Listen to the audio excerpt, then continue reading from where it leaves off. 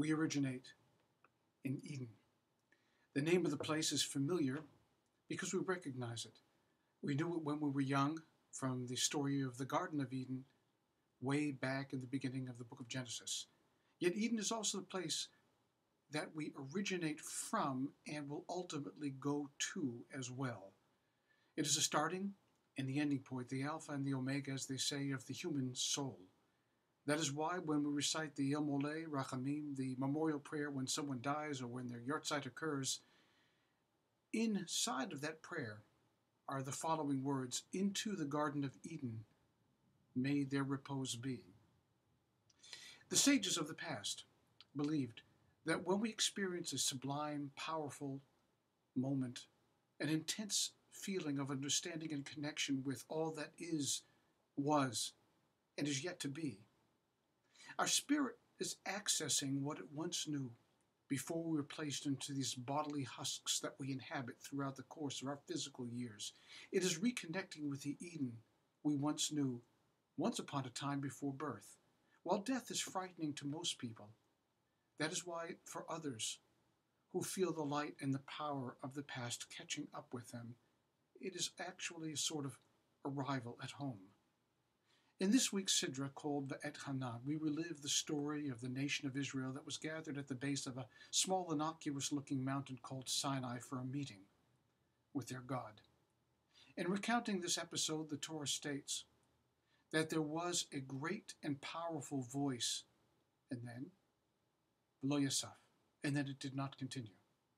According to the great teachers of the past, the Hachamim Zichrono Livracha, the Torah believes that there was more going on behind the veil of the words that are very sparse in the story itself. The people were terrified, they tell us. The mountain was on fire. The people were running. Lightning split the heavens and the earth convulsed beneath their feet so that they could not even stand up straight. God spoke, and as he spoke, they felt their spirits rise to the point where they felt and believed that they were about to die. In fact, the words of the text this week underscore this point when the Israelites announced with surprise, "The Lord spoke to us, and we did not perish." And in the very next verse, the people again speak with a single-minded idea. We are going to die if he speaks to us again. The Torah presents two conflicting ideas within two verses. Were the people afraid of dying because of God's voice, or did they embrace the words that were spoken from way beyond them? The Israelites were attentive to the first two commandments by God, we are told. Their souls, upon hearing the voice of the Lord, raced towards the highest heavens as they heard them. At that moment, all was clear and unvarnished. There was no greed, no anger, no bitterness. Nothing harbored deep, causing people anguish. The universe was as crystalline as when their souls first inhabited the reaches of heaven, Eden.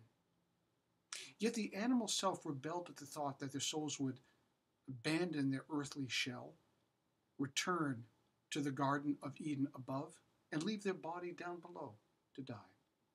The souls, hearing the call of the Holy One, felt purified and whole, as almost never before since before they were first conceived and brought into this world. That is why when God's voice paused after the first two commands, another inner voice in each Jew fought back to regain control of the base, lowest self. In this context, the next verse makes perfect sense now. It reads, "God heard the sound of your voices," the disparate voice that rose from the conflict between the animal and the holy self, "when you spoke to me." And then the verse continues, "They have spoken well." God acknowledged the ongoing human challenge of inner conflict. He understood the forces that continually vie for control inside of us. In a sense, the tale of Sinai mimics the story of Eden way beyond us at the beginning of the cycle of the reading of Torah. In both instances, humanity is close to heaven.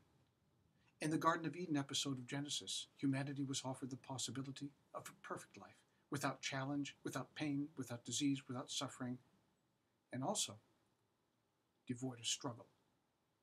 Adam instead chose to live with the possibility of triumph and failure, hope and growth, instead of an angelic, idyllic life next to the Almighty, living in a perfect Eden.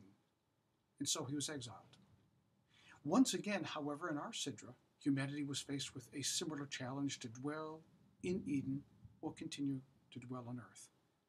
And for the second time, we, our ancestors, chose life. Would you have chosen otherwise? Or perhaps you were once faced with that decision and you made your choice back then, and that is why you are here now.